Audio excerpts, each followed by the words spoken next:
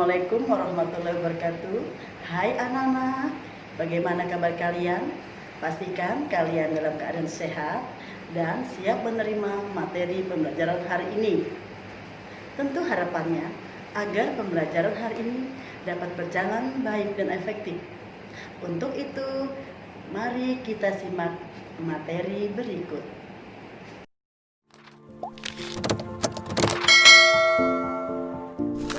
Indonesia, tema 5, wirausaha. Subtema 2, usaha di sekitarku. Dengan kompetensi dasar dan tujuan pembelajaran sebagai berikut. Anak-anak, sebelumnya kita telah membahas tentang formulir. Saat ini kita lanjutkan dengan berlatih menulis riwayat hidup. Nah, anak-anak, apa yang dimaksud dengan riwayat hidup? Riwayat hidup adalah dokumen atau catatan yang menggambarkan diri pribadi seseorang.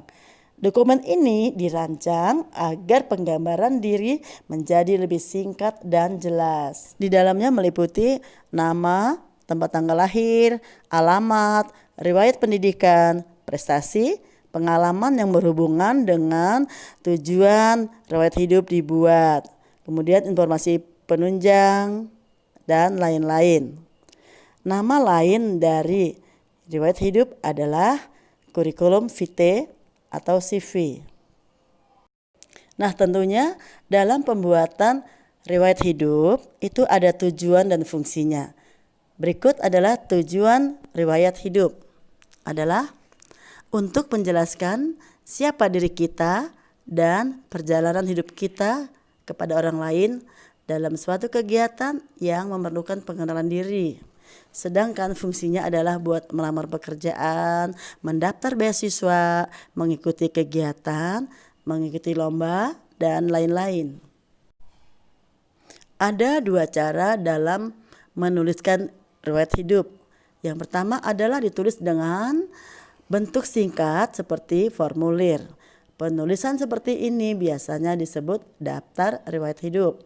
Yang kedua adalah riwayat hidup ditulis dalam bentuk narasi. Riwayat hidup dalam bentuk narasi akan disajikan memanjang berupa paragraf. Mari kita lihat contoh penulisan riwayat hidup dalam bentuk yang pertama.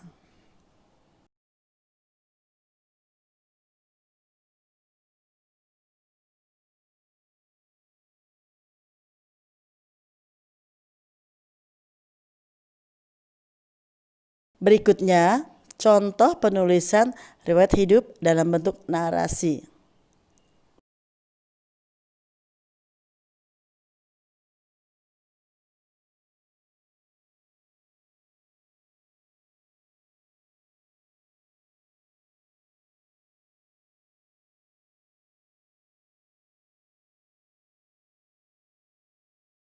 Nah, perlu kita garis bawahi kesimpulan bagian-bagian dalam riwayat hidup. Apa saja diantaranya? Yang pertama adalah 1. Identitas diri, yaitu nama, tempat tanggal lahir, alamat, kontak email, dan nomor handphone.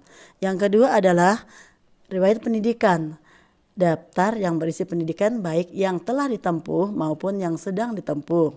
Yang ketiga, pengalaman berorganisasi atau kepanitiaan. Yang keempat, keterampilan yang dimiliki seperti menguasai beberapa bahasa, mampu memainkan alat musik, dan lain sebagainya. Yang kelima, prestasi berupa penghargaan atau juara yang telah diraih. Materi terakhir adalah cara mengisi formulir pengiriman barang. Banyak hal yang harus diperhatikan dalam hal tersebut. Salah satunya adalah kita harus membaca dengan teliti dan mengisi data secara lengkap dan jelas. Yuk kita perhatikan. Data pengirim harus lengkap dan mudah dibaca. Oleh sebab itu kalian harus memperhatikan cara penulisannya. Gunakan huruf kapital dengan tepat. Setelah itu, data penerima barang juga harus lengkap dan jelas agar barang sampai pada tujuan. Nah, anak-anak, Selain itu, isi paket yang akan kalian kirim harus ditulis dengan jelas dan sesuai apa yang kalian kirim agar paket sampai pada tujuan. Yang terpenting lagi adalah berat paket akan menentukan biaya pengiriman. Demikian materi yang telah Ibu sampaikan. Selanjutnya kita akan berlatih mengerjakan soal latihan di Google Classroom. 10 soal, kemudian dilanjutkan dengan mengerjakan latihan di buku penunjang pada halaman 29 bagian B dan halaman 30. Terima kasih anak-anak. Selamat mengerjakan. Assalamualaikum warahmatullahi wabarakatuh. Alhamdulillah, pelajaran hari ini sudah selesai. Semoga anak-anak dapat memahami penjelasan dari Ibu. Sampai bertemu di pembelajaran berikutnya. Assalamualaikum warahmatullahi wabarakatuh.